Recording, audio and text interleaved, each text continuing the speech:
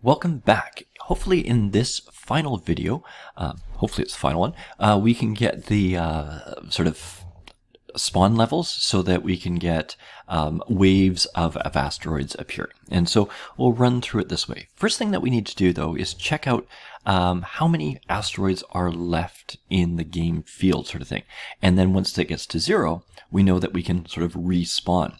So we'll do that quickly here by going into our game manager script. And I'm going to create two things up here. Public, just so we can sort of see here. I'm going to do game object, and I'm going to put it as a array, as a list of objects, and we'll call those asteroids. And we'll also create a public, just so we can sort of see, although it doesn't need to be public, I guess. We'll just leave it here. Int, and I'll call it number of asteroids. And that will let us sort of make sure that we've got, you know, a certain number in, so we'll keep the level going until we want to switch. So what will go down here is to, so our add score. Our add score is when we know that we've shot like an asteroid. So basically, if we've shot any of these, we will run a little bit of script here. So what I'm going to do is just put it down here.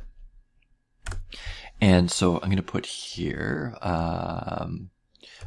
so it will always find the number of asteroids. So asteroids is equal to, and we're going to game object dot find game objects. Make sure it's got the S there with tag, and I think we've all tagged them asteroid. So the tag's coming in handy again there. And that should give us a list.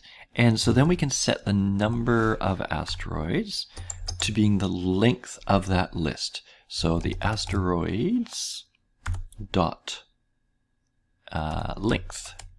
There we go. So that will say if we've got like 10 asteroids or whatever, and it will keep updating every time we destroy one because we're going to add a score. That way we know how many asteroids there are. Now, it isn't working exactly as I had thought, because I thought, well, if we get less than 1, it would work, right? We'd have 0. It seems to keep 1 for some reason. I can't quite figure it out, but it seems to work fine. If we have less than 2, what we're going to do for the moment here is just write in a debug log. And then we'll sort of continue on, debug.log, and asteroids, whoops. I'll just say here, asteroids destroyed. We'll change this code in a minute. This is just sort of proof that this is working. So I'm going to save that. Go back to Unity. Now in Unity, I'm just going to bring in one more asteroid, simply because we're always going to have, you know, start with at least 2. And depending on how you want to make your game, maybe even more. So we'll just put those 2 in, and that will sort of solve a little bit of a problem. Okay, so that's just make sure we got this cleared away. Let's just start this again. So if we start here, I'm just watching to make sure that it doesn't say asteroids destroyed, which it shouldn't. Good. And then I will want to shoot these guys. Okay, so looking good.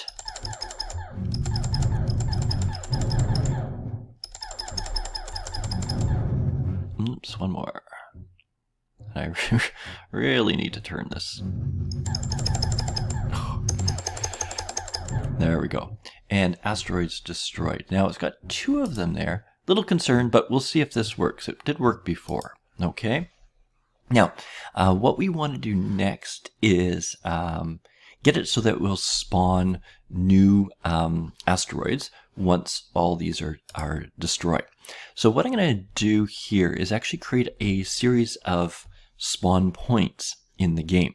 So I'm going to come into the hierarchy here, create an empty, and I'm going to call those spawn points.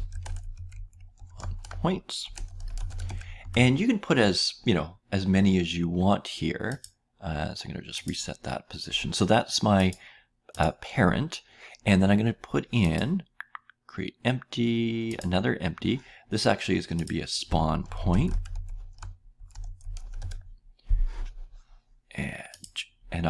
So that's going to be a singular one. I'm going to just reset the position there just to get it into this here. So now it's a child of that, because I'm just going to collapse all of these. And these spawn points, I'm going to basically put them around the level. So I've got one sort of on the top screen. I'll put one here, here, sort of as I work my way around. So I'm just going to go Control D and then move this one over. Okay, Control D, move this one over. Control D, move this one over, Control D. And so basically, and you don't have to be precise. I'm just putting them around, whoops, the game.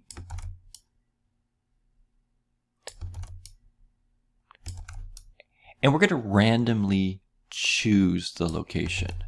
Okay, so there. So I've got all these spawn points. So I ended up with, I guess, 16 spawn points, just all placed around here. So if I click, I guess if I click on all of these, just to sort of make sure, oh, I guess it won't show them all up there, but there's the 16 points.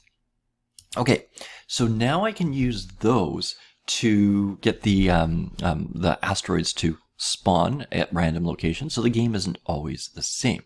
So what we have to do is go back into the code and back into the game manager, and you can just see sort of how useful the game manager is, right? It's just doing so much for us.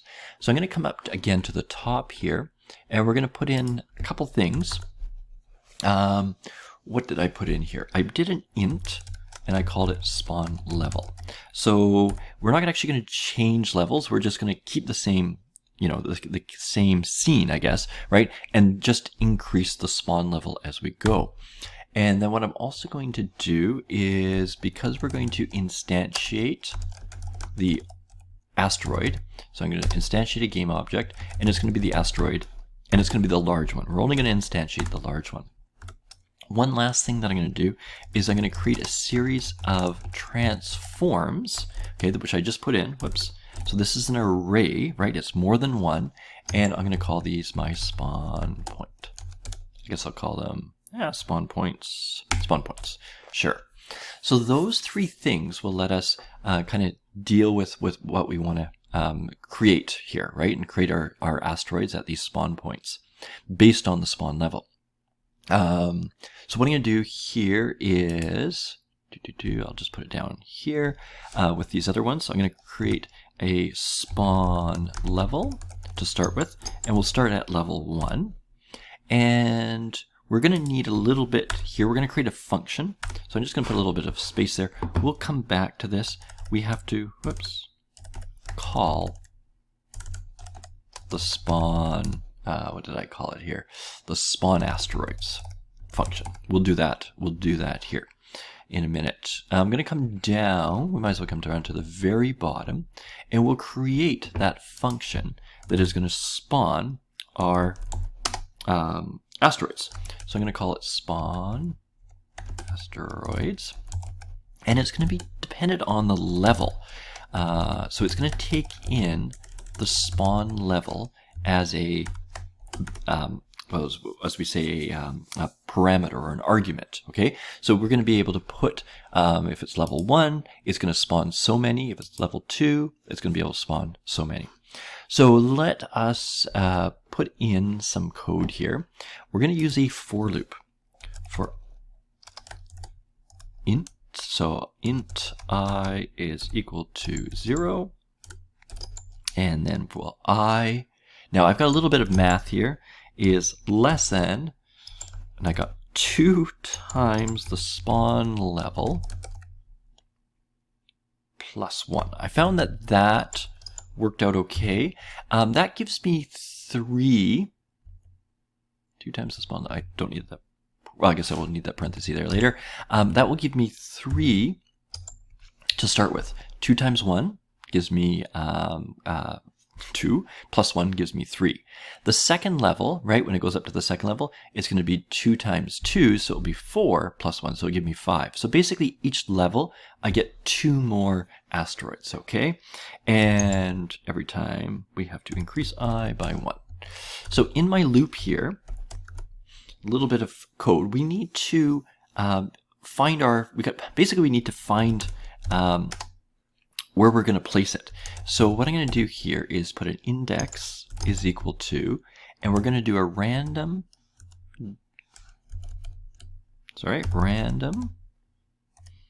dot range, and we're going to go from 0, because that would be the first location, up to the spawn points dot length. So the number of spawn points. All right. So that will pick a number between 0 and I think we said 15. So 16 possibilities there. Okay. Next, now that we've chosen that, we're going to instantiate that. So it's going to be a transform because it's going to be that, and I've just called it location. Okay, so it's going to be the location of that. And so we're going to take from the spawn points, and we'll pick the one based on the index value. Now I'm going to have to do another video and explain this a little bit better, but let's just get this code in. And then the last thing is we have to instantiate that asteroid, so the asteroid L, okay? And what we're going to do here is we're going to locate it at a new vector 2. And so what it is it's the location, location dot position, right? So position. It's always when you're trying to type quickly that it doesn't work out. Position dot x, and then location dot position dot y, and we're just keep the rotation, so quaternion dot identity, just like we did before. And then that should spawn in the asteroids, okay? So I'm going to stop this video here because we're going to run out of time before we finish it up. I'm going to explain this a little bit more, and then we'll get it actually working in the next video.